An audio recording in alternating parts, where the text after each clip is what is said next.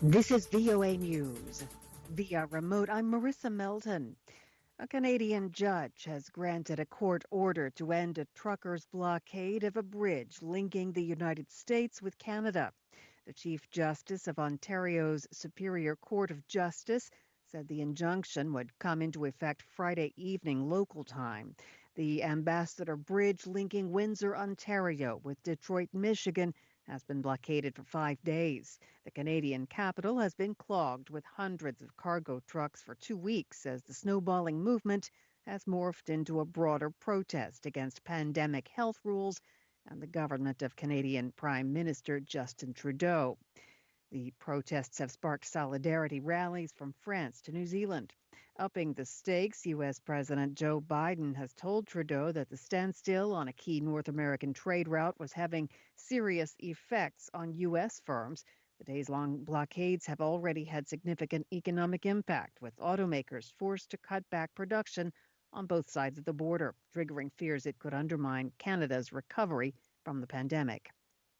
White House National Security Advisor Jake Sullivan said Friday that a Russian invasion of Ukraine could begin, quote, during the Olympics, meaning before February 20th, when the Winter Games in Beijing are scheduled to end.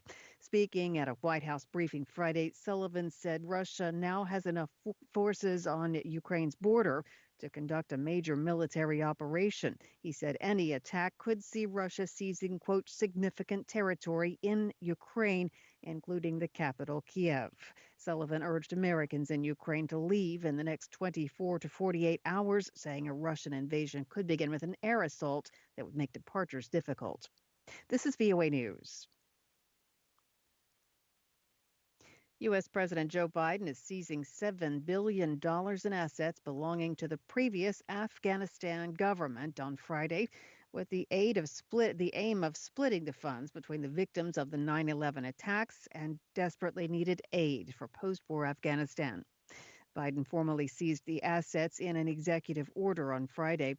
The money had been stuck in the New York Federal Reserve since the fall of the U.S.-backed government in Kabul and the takeover by the Taliban insurgency that fought U.S.-led forces for 20 years.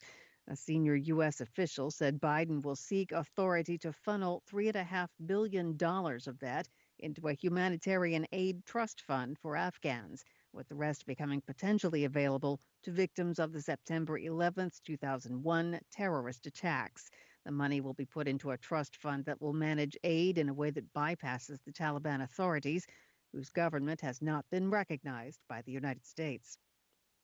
France will deploy thousands of police in and around Paris over the weekend and set up checkpoints at toll stations on major roads leading into the capital to keep Freedom Convoy motorists out, according to the city's police force.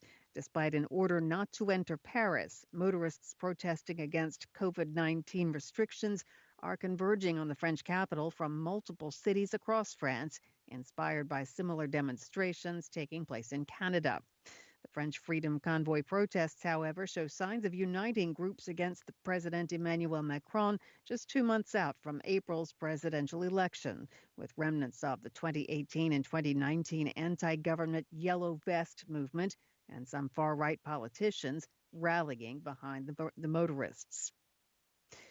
The United States has agreed Friday to give $400 million in aid to Burundi, the country's foreign minister said, less than 3 months after Washington lifted sanctions. The deal aims to support the government for sustainable development in Burundi, its foreign minister said on Twitter. A $400 million pot of money, agriculture, health, education, good governance, environment, private sector, he said. The U.S. Embassy confirmed on Twitter that a 5-year agreement, quote, to promote health, humanitarian assistance, economic growth, and the rights of all Burundians had been signed without giving a financial amount.